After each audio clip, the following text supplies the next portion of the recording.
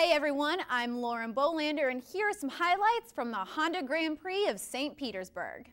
So 10 laps will be complete under the full course caution as we come to the green flag for the first time here this afternoon. The Honda Grand Prix of St. Petersburg about to get underway. As the green flag flies, Tony Kanaan is out in front. We've got a car spinning down in turn 13 and 14, but Tony Kanaan will be the leader in turn number 1. Kanaan had a good jump. He's about 4 car lengths in front of Justin Wilson now, who grabbed second for a moment. Now the willpower goes side by side, but Wilson is going to maintain that spot that he picked up.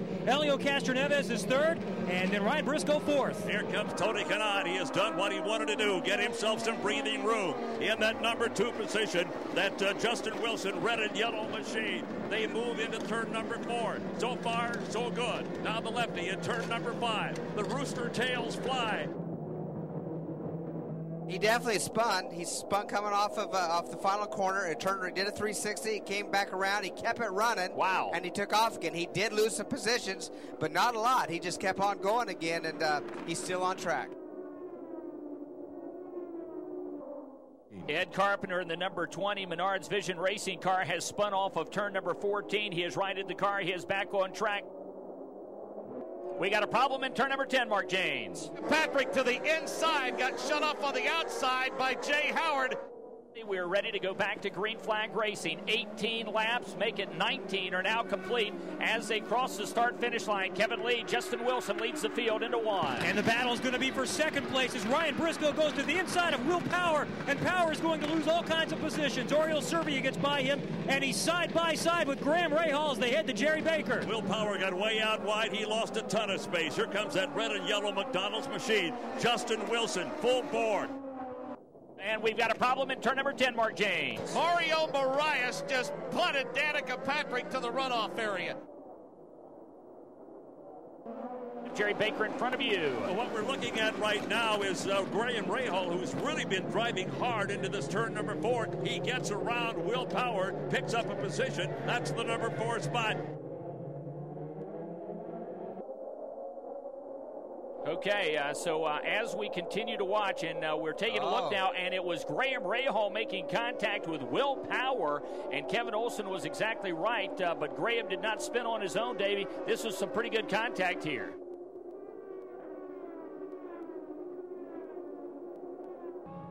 But there's a problem with Marco Andretti's car. Oh, looks like a half shaft maybe. Oh, my. So Marco Andretti has broken the half shaft, it looked like, as he was attempting to leave the pit.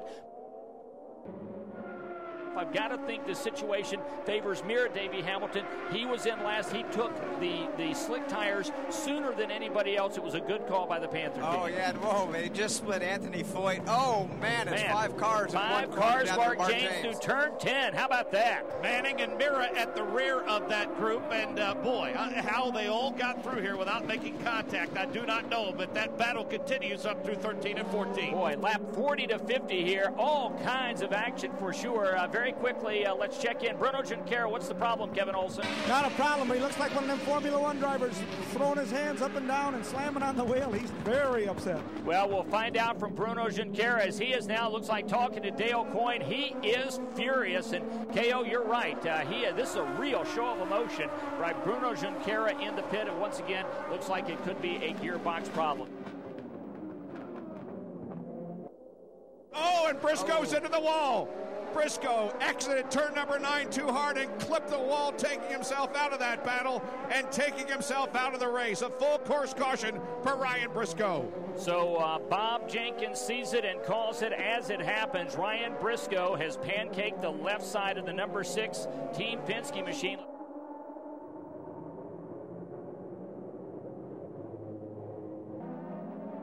As they come across the line, it is going to be Ryan Hunter-Reay leading Graham Rahal by less than a car length. Elio Castroneves is going to pop to the inside of Vizo there in turn number 1. And Graham Rahal grabbed the lead. He got to the inside of Ryan Hunter-Reay. Castroneves is in third, Vizo in fourth, and Weldon and Dixon. Here comes the Graham Rahal. He has done just great stuff today up in this turn number 4 area. He has really stretched it out now. Here's a gang of the 4 cars trying to work their way through, but it is still the 06 car of Rahal out in front heading toward turn number 8. Remember, Graham Rahal is in his first IndyCar Series event.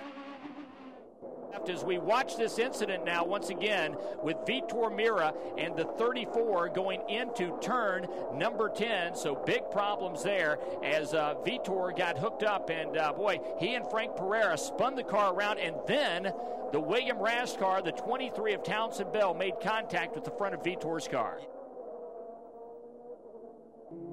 And Mark James, Vitor Mira having a little discussion there with Frank Pereira.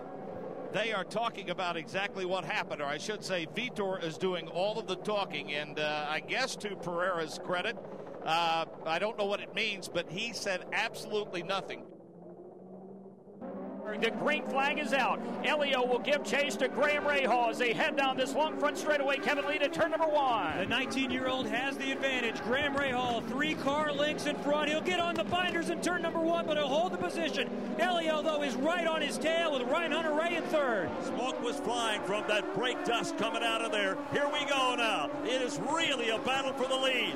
It's Castro Neves trying to pull right up as they break to go into turn number 4. That's when you make that move. The 06 car, Graham Rahal, still in charge into turn number 8. You could tell that Elio was going to try to make the move on the restart, but it just didn't work out. Graham Rahal maintains about a 3-car length advantage off of turn 9. He'll see the white flag. His lead over Elio Castro Neves now better than 2 seconds as for the last time. He heads into turn number 1, Kevin Lee. The Newman Haas Lanigan driver has a 15-car length advantage as we have a local yellow in turn number 10. Castro Neves well back, another 20-car lengths back to Kanaan in third. Graham Rahal all by his lonesome. Perhaps we got trouble in turn number 1. Weldon is spun around, and Jay Howard, they are off the course in the grass. Weldon will get it back turned around, and he'll run through, and he's back underway. We have a new star in IndyCar racing. He's already through corner number 9. He's only a teenager, and he's the son of a former champion of Indianapolis, Graham Rahal. Same scenario in the Indy Pro Series 2 years ago when Marco Andretti got to the podium. This time, the 06 of Graham Rahal, the second-generation winner on the streets of St. Petersburg. Graham Rahal, a couple of turns away from victory lane, Mike King. Here's something new for you. How about a kid from Ohio winning a race in the IndyCar Series? It's going to happen today here on the streets of St. Petersburg. 19-year-old Graham Rahal, in his first IndyCar Series start, will win the Honda Grand Prix of St. Pete as the fist pumps in the air. Elio Castro Neves will wind up second. Tony Kanaan is third. A great run for E.J. Vizo, who is fourth. Enrique Bernaldi is fifth. Hideki Muto, Oriol Servia, Will Power, Justin Wilson, and Danica Patrick have rounded out the top 10.